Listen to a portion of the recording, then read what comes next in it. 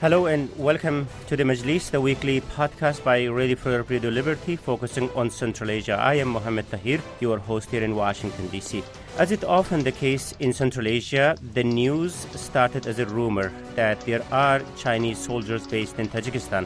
Last week it was revealed by the Washington Post reporter that not only there are Chinese soldiers, but there is a Chinese military base in the country. However, the size, the objectives, and future plans remain a mystery. And today, in this episode of Majlis Podcast, we plan to lift a curtain from some of the secrecy surrounding this rather an interesting development. To do so, I'm joined by Nadej Roland, author of China's Euro-Asian Century, Political and Strategic Implications of the Belt and Road Initiative, Dr. Raffaello Pantucci, Director of International Security Studies at the Royal United Services Institute and editor of the upcoming project, Chinese Interests in Central Asia. Bruce Pannier, editor of Radio Free Europe, Radio Liberty's Central Asia blog, Kishlok Awazi. Welcome on board, colleagues. Thank you. Very, very nice to have you. So let's get to it. So China has a military base in Tajikistan. Its base and soldiers both have been spotted in the country. So what else we know, Bruce, about this story other than the recent Washington Post report? Well, I mean, the rumors have been out there that they had a base for a while, but what we knew for sure was that even as of 2013, the Chinese groups of Chinese, it's unclear, security personnel or something, were running cross-border counter-narcotics raids with Tajik special forces into Afghanistan.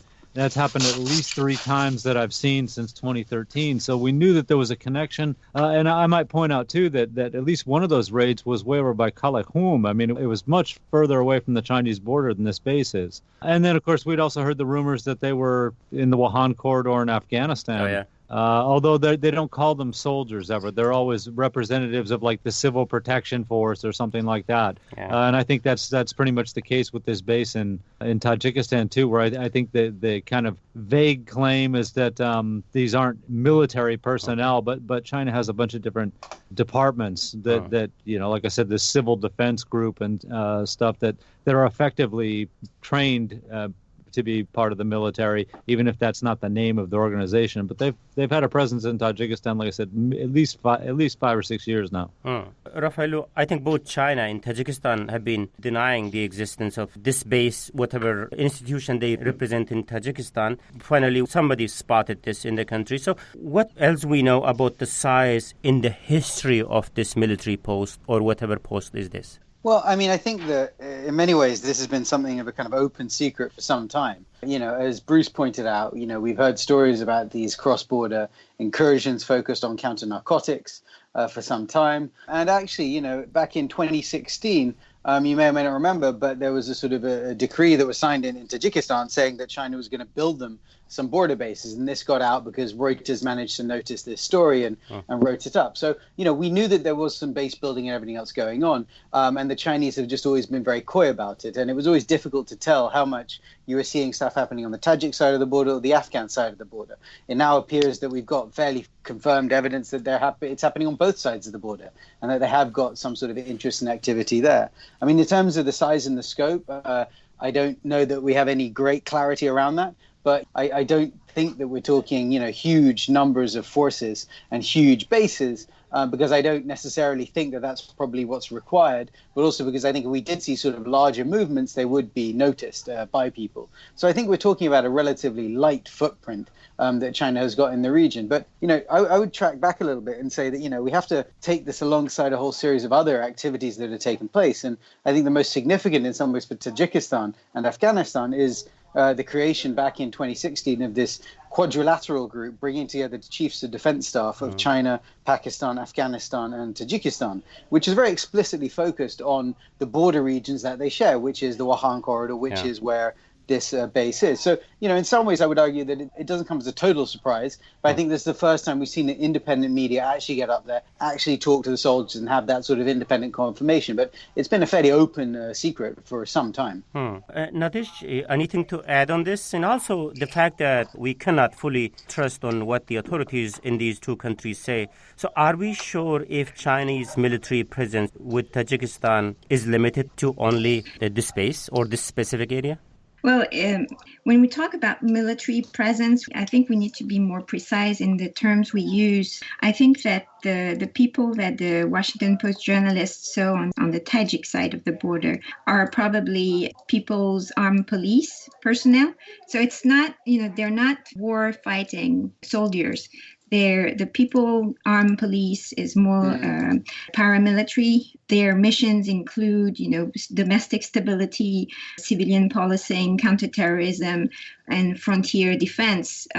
So what's interesting in this report is that People's Armed Police has been so far mostly used for domestic policing. So it's a domestic Chinese paramilitary force that has been since December 2017, under the supervision of the Central Military Commission. So it is attached to the military structure in China. What's interesting, though, is that now you can see these troops that are supposed to be operating within China now operating outside of China's borders. So it's a sort of an extension of their perimeter. That's interesting to observe. In terms of how many of them there are, it's very difficult to get any numbers. And so I couldn't say anything about this. I have to see if other reports emerge, but it's very complicated. And as you said, both governments are very very secretive about what's going on. And there's a sort of game of denial and counter-denial when reports like this emerge at the surface. Can I jump in and just add something? Because I think the point of government admission is a really interesting one. And I think it was last year or earlier last year, I was at a workshop in Beijing, and it was focused particularly on Afghanistan and what was going on there. And this came up, and it came up in the context of both what's happening in Afghanistan and Tajikistan. And at the event, which was, with the sort of counterparts at a Chinese think tank, it was very funny because the way they articulated it, they compared it to what had previously been going on in the Mekong Delta, where there have been sort of historical efforts of, the Chinese PAP again, as the judge correctly points out, it's kind of these paramilitary police type forces that sort of go in there and work with local partners to deal with, in that case, a sort of very serious case of drug networks and gangs who were sort of attacking Chinese fishermen and causing other sorts of issues there. And so they went in there. It was very funny because it was interesting because our Chinese counterparts were very much articulating. They're saying, well, basically, this is the same sort of thing. Now, I suspect it's probably a little bit different in this context because the nature of the conflict that you're looking at in Afghanistan is vastly different to what you'd find in the Mekong Delta. But from their perspective, I think they see it as more of a kind of a gradual penetration that's dealing with a very specific kind of security problem that they see, rather than, I think, sometimes the sense of sort of trying to deploy a forward base to then continue some sort of for the PLA to establish a giant base to, take over the region. But from their perspective, they do articulate it in this particular way. And what was interesting to me was hear that from Chinese experts who, as Nadej and others have correctly pointed out, they tended to sort of deny this story completely, but then they seem willing here to talk about it and say, yes, no, it's happening, and this is what we would draw the comparison to. Yes, it's a sort of normalization of these kinds of exercises, and exactly. The Mekong model is very interesting. The border patrols, joint border patrols between China, Laos, Thailand, and in Myanmar have been going on since 2012, and every month there are some joint patrols going on. So it's sort of a normalization of the Chinese presence outside of its own borders. So, and I agree with you, Rafael. I think what we're seeing at the border with Tajikistan and Afghanistan is probably in the same spirit of that, which is an extension of the PAP's activities, the People's Armed Police activities outside of China's borders, but that are limited to certain missions. And so that's why I think, when we talk about a military base, this is not exactly right. We're not seeing, we're not seeing a Central Asian equivalent of Djibouti, for example. It's not the same thing that we're talking but about. How you can be sure about that, Nadej, if it is not a military base? I mean, we are talking about the secrecies surrounding this base, right? Well, the pictures in the Washington Post report of this soldier is his uniform is a People's Armed Police from Xinjiang brigade. So that's one thing. And then, China is extremely reluctant to put troops on the ground. I mean, I think. But they did in Djibouti, they did in South China Sea. So. True. But this is a very different kind of missions. Here, what we're talking about here is not the protection of sea lanes of communication. It's counterterrorism, basically. I think the main objective for these new activities that we mentioned before, the construction of the border posts, the intelligence sharing agreements, the quadrilateral cooperation mechanism, the joint patrols with the Afghan National Army, etc., etc. This is really about securing China's borders. So we're in a different type of missions here. And so for this type of mission, the People's Armed Police is more effective, efficient. They're trained for that. Whether the PLA, the People's Liberation Army, their mission are, war fighting. We're in a different framework here. And I think China is very reluctant to be embroiled in the kind of higher intensity conflicts like the ones you could have, in Afghanistan. So I don't think they're ready yet for that kind of forward presence with war-fighting troops on a foreign territory. It might happen someday, but I think they're not ready yet.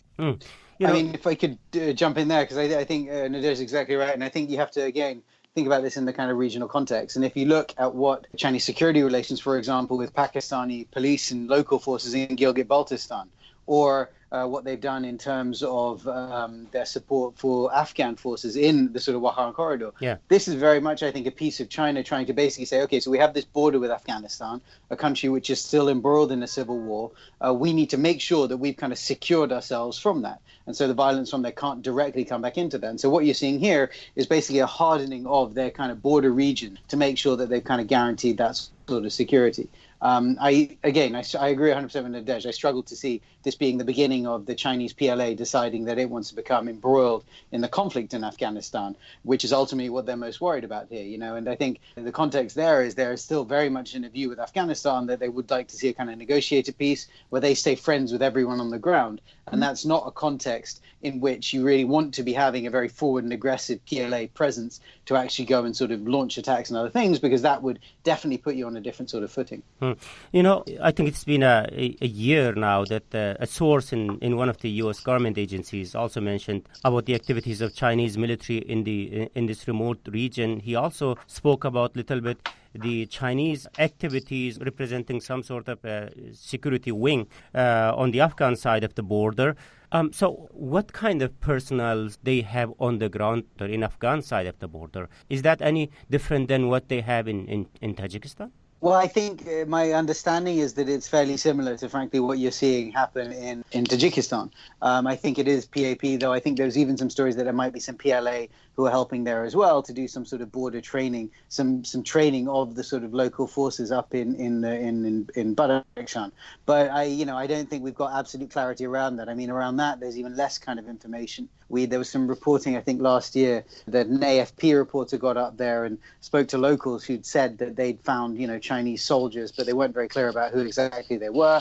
But we know that, for example, the Chinese ambassador had been out to the region and had said quite openly that they were funding a sort of local mountaineer force, a local base to help sort of support the Afghan forces. And I think what has been concluded from other sorts of reporting that you've seen around there is that this wasn't just a case of giving money to the Afghans, but also providing them some training and support as well. But, again, I don't know that we've had confirmed sort of reporting about what exactly those forces were.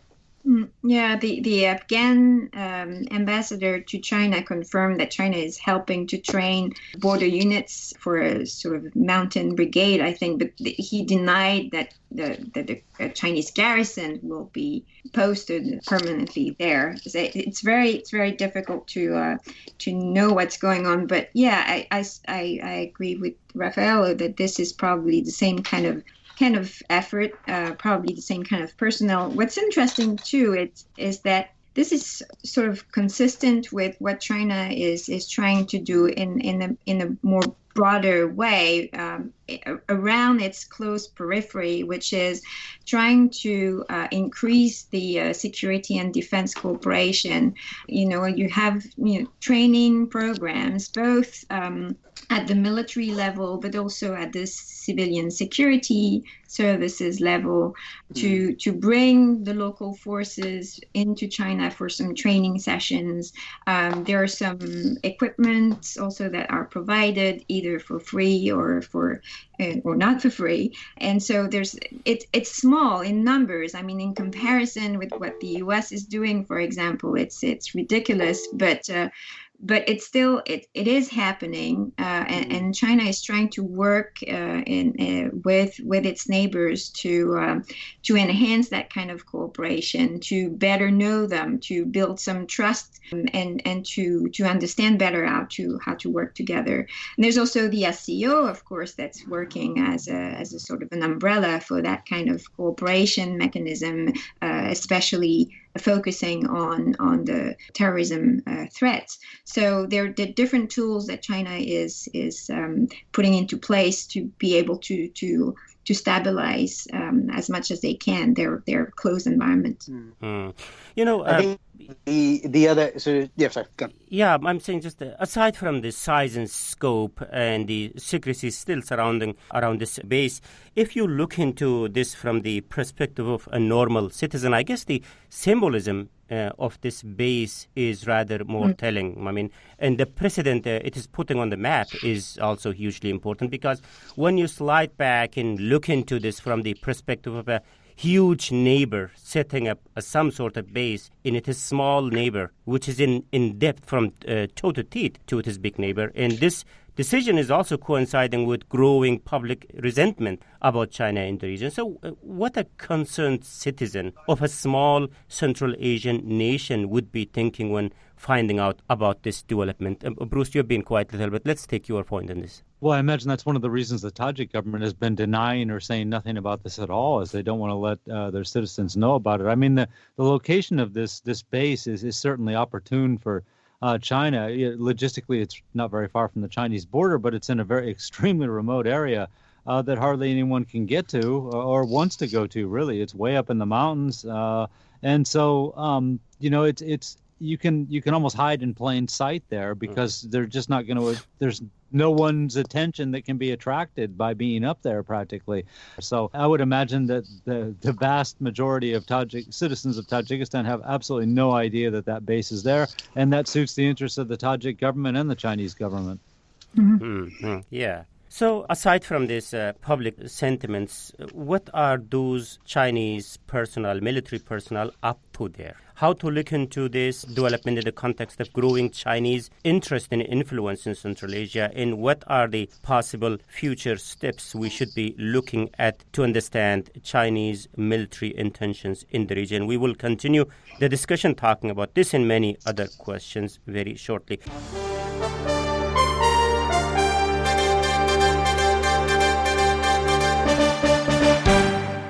First, let me recap the debate that today I'm joined by Nadej Roland, author of China's Euro-Asian Century, Political and Strategic Implications of the Belt and Road Initiative, Dr. Raffaello Pantucci, Director of International Security Studies at the Royal United Services Institute, Bruce Pannier, Editor of Radio Free Europe, Radio Liberty's Central Asia blog, Kishlok Awazi, and I am Mohammed Tahir, Radio Free Europe, Radio Liberty's Media Manager for South and Central Asia in Washington, D.C., and we are discussing presence of Chinese military personnel in Tajikistan and its possible implications. So what those soldiers are doing where they are, and is it about Tajikistan or Afghanistan? I would say it's much more about Afghanistan, frankly, in this particular context, and I think it's really, we have to think about this base and the other discussions of what we've heard in Badakhshan and in Pakistan and the kind of regional QCCM quadrilateral group that China sort of fostered. It's really about worrying about their border with Afghanistan. But I think to track back to the question you sort of just posed before that short break, I think that there's a bigger question here about, China's economic rise in Central Asia has been kind of the dominant story for the past, 15 or 20 years almost now, right? Yeah. It's not new. It's been gradually happening, and we're seeing it increasingly going on over time. And I think there used to be this assumption that, the way that the sort of the responsibility was divided in Central Asia was that, well, the Chinese would do the economics and the Russians would do the security. And I think if you think about that objectively, it doesn't really make sense. First of all, from a Russian perspective, security costs money. It's not free. And so therefore, what is Russia doing here? It's investing in essentially protecting Chinese economic interests. That's not interesting to them. I would surprise that they would want to go with that. And then on the other side of the equation, as close as the China-Russia relationship is, China would never be 100% certain that Russia would be looking out for its interest there as well. And so there is always a kind of a lag in some ways in China's sort of growing links into sort of Central Asia, and in particular their security links into the region. And I think that is the story that we're increasingly seeing that's coming to the fore. And what's interesting is that it's coming to the fore in lots of different little soft ways, rather than the sort of hard power way of a large force deploying in the region. And I think that's a reflection of the fact that it's basically China slowly sort of edging in and realizing that as it gets these very substantial economic interests in Central Asia, that from Beijing's perspective are intimately linked back to stability in Xinjiang, its westernmost province, around which has huge problems of sort of tensions between different communities, and has a sort of big crackdown happening at home. For their perspective, you have to make sure that the region next to it is also developed, but also is stable. And so in a way, what you're seeing here is a slow sort of growth of those linkages building up. One of the kind of interesting anecdotes I've been hearing increasingly when I talk to sort of friends in Central Asia or when I go there is the volume of people you find in sort of security institutions who actually have been to a training course in China or who speak a bit of Mandarin. And so there really is a kind of gradual socialization, if you will, of China as an actor in the security field as well that's happening in the region. And, to your question about what does this mean? What is kind of China's bigger intention here? Well, I think it's really about, basically making sure that, as your economic interests there are increasing, making sure that you have some ability to ensure that they will be protected. Some of these countries are ones that have had problems of instability in the not too distant past.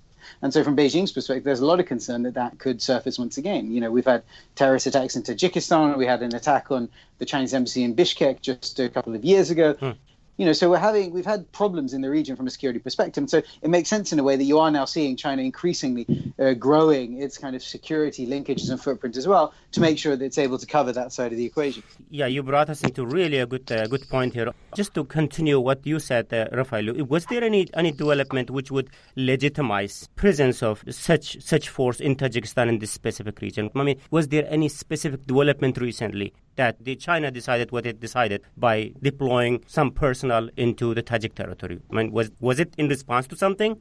I remember years ago when I would talk to Chinese interlocutors about Central Asia, a lot of their concern was around Kyrgyzstan. I mean, they were very concerned about Kyrgyzstan being the country that was sort of, they shared a border with, that had all these problems. But then I noticed distinctly in the past couple of years, and actually after the attack on the Chinese embassy in Bishkek, which I think was in 2016, I noticed a spike in inquiries and interest from Chinese interlocutors about what was going on in Tajikistan. And I think they were very concerned about whether the government was stable there, whether things were really as stable as they maybe appeared. And, I think certainly there's been, some concern over the past couple of years about Tajikistan in particular in the region. And so I think, it makes sense to me in a way that you're going to see that. But I think that's kind of a reflection of a particular concern there. And then, frankly speaking, Tajikistan, if you're sitting in China, where are you going to see problems for Afghanistan coming to you? They're not going to come across the direct border to the Wakhan corridor, because that's quite hard to sort of penetrate and it's easy to police.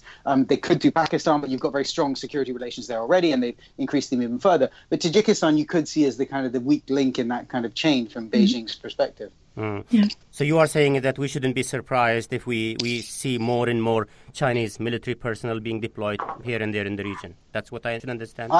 That's my view. That's my view. But I'd be interested to hear what colleagues say. Yeah. Nadish, you want to say something? Yeah, I just wanted to say there's always a push and pull. So I think that from Beijing's perspective, as Rafael explained, the security threat has been lingering for quite a while. In February last year, ISIS released a video with Uyghurs combatants, basically for the first time threatening directly China, and because they were saying that they want to return to China to carry attacks there. And, as Uyghurs start leaving from Syria, I think that the Chinese authorities are worried that they're going to come back to Central Asia, and so the different movements that you can see in the security area from the Chinese side may be also a response to that more general worry about the possibility of attacks on the Chinese territory through Central Asia. There's obviously also a concern about the security of the increasing Chinese assets that Raphael also mentioned, but also I think the pull is from a Chinese perspective.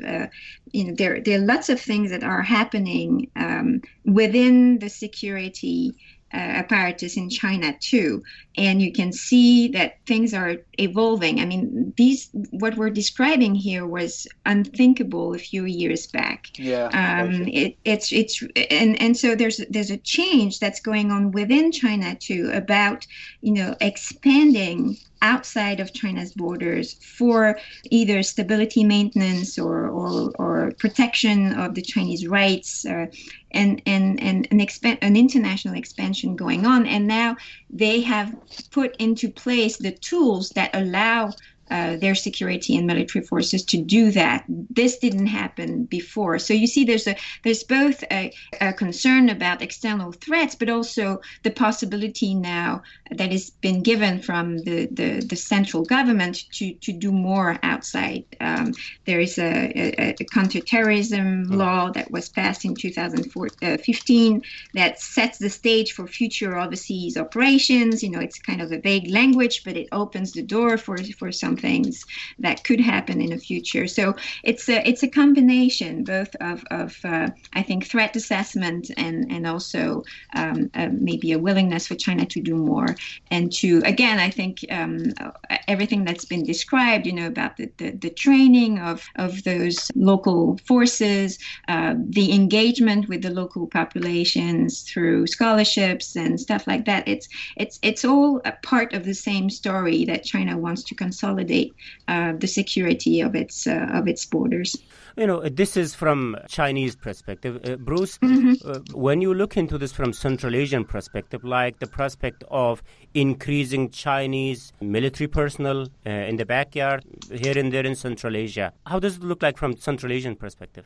It's got kind of an interesting history because we remember 10 years ago, a little bit more than that the Shanghai Cooperation Organization used to organize these enormous military exercises that involved the Central Asians and Russia, and took place on Chinese territory, on Central Asian territory, and on Russian territory. And it seems that it really spooked the Kremlin after a while because they really pushed forward the Collective Security Treaty Organization, and there haven't been any huge SCO exercises involving Central Asia. They have done bilateral exercises, and sometimes even under the auspices of the SCO,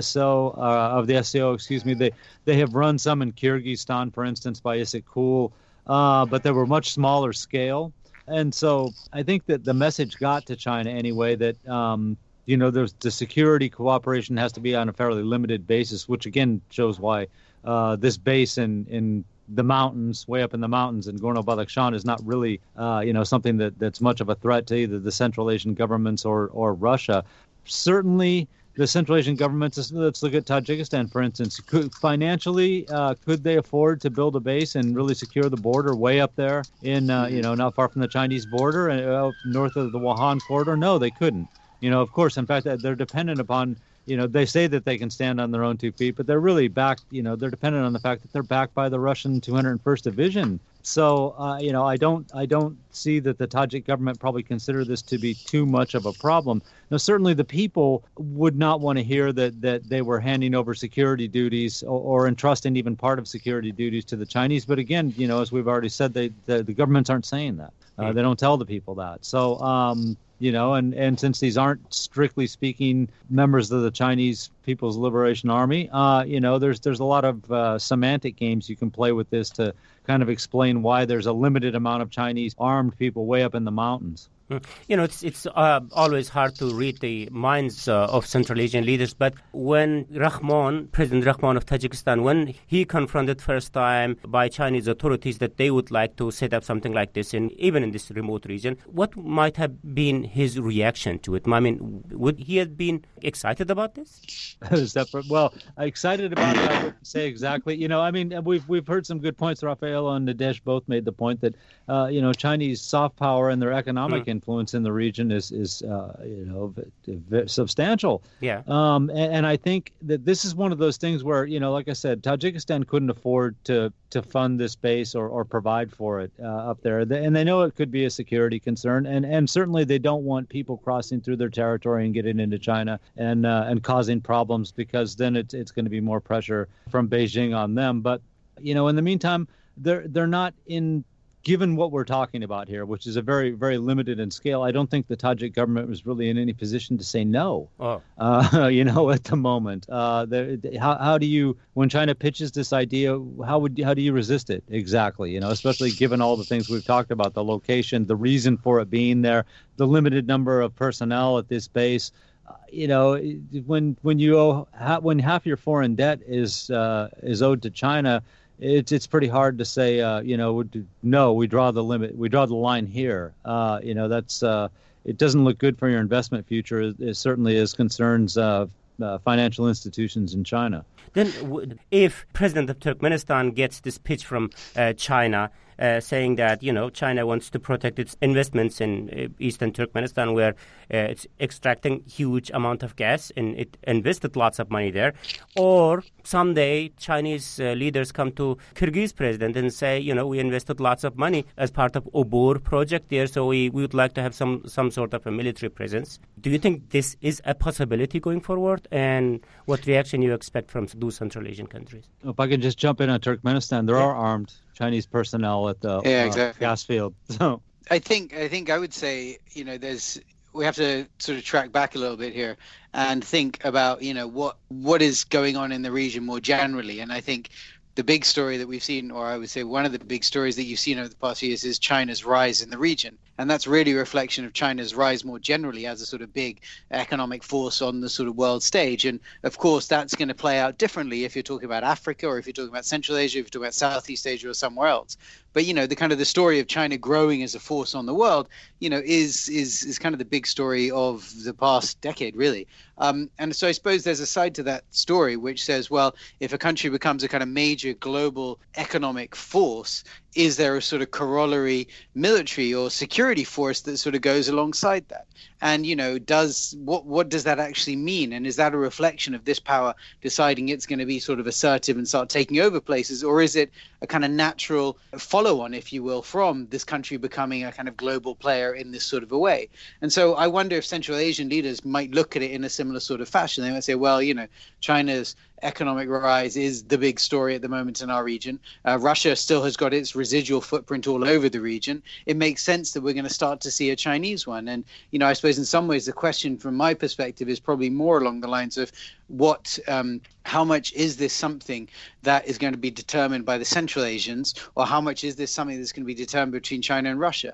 I think one of the sort of more depressing in some ways elements of this Washington Post story that I saw was the fact that, we saw within this, there was an anecdote from a Russian expert, Alex Gabuyev, who was in part of a roundtable that was organized in Beijing by the Development Research Council, where essentially it sounded like the Chinese sort of presenters were basically trying to get a sense of what Russia's red lines were in Central Asia. And so therefore, where was it, what would be seen as unacceptable from Moscow's perspective of Chinese security presence in the region? And that, to me, is kind of the unfortunate part of this. If it ends up that, China and Russia are sort of talking to each other about what they're going to do in this third location, you worry that the Central Asians will lose their kind of agency within this discussion. And in some ways, that's always been my biggest sort of concern about Chinese kind of presence in the region. I mean, for me, the big Asia, China becoming the world this new economic giant on the world stage, there's positive and negative sides to that. It's challenging and an opportunity at the same time. And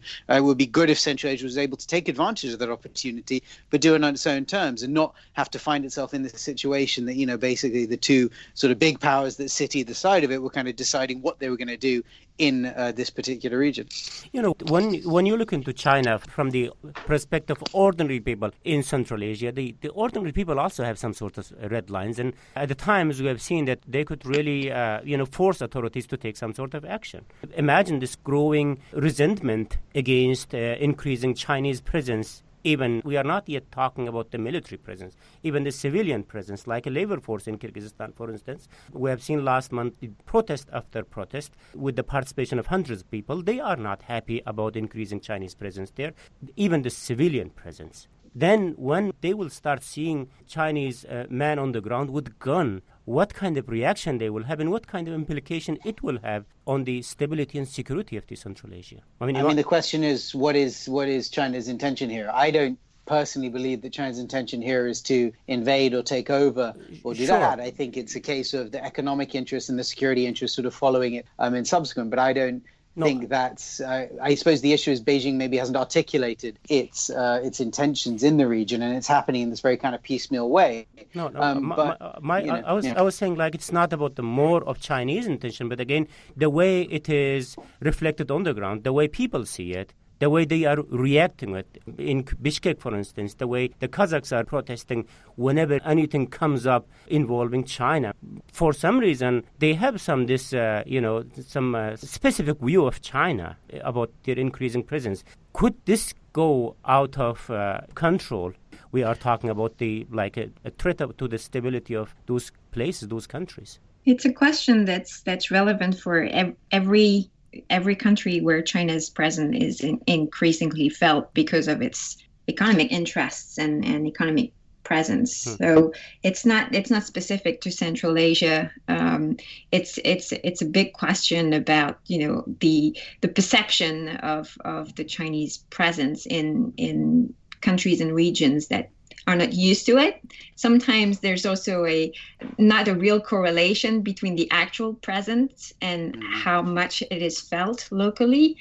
Sometimes there's some underlying resentment that is more related to economic prosperity than it is about just the sheer presence of foreigners. So it's a mix, and you need to look at it very carefully. It depends on which country we're talking about. For the specific presence in Tajikistan that we started our conversation with, but the tiny little indication we have about how this presence has been felt is, again, through the Washington Post report, where basically the local people are kind of happy to have them because it's good for commerce, right? The soldiers come and they buy SIM cards and they buy some snacks, and it's good for the local trade.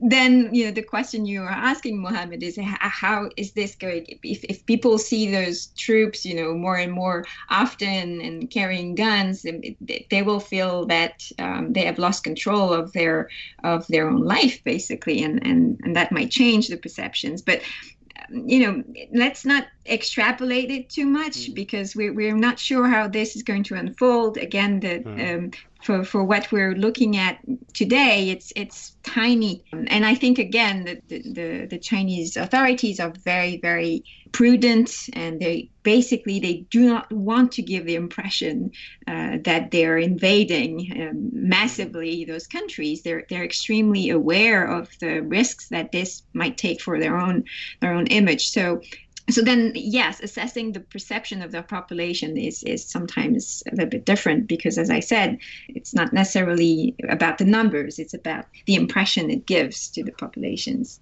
But I think I agree 100% with Nadej. I think we really have to break it down into different ones, because we've seen all sorts of protests against China in the region, but they're always about very specific issues. It's not usual to see just sort of a mass protest in general about China. So you'll see specific expressions of anger around, a particular company and its practice in a particular area.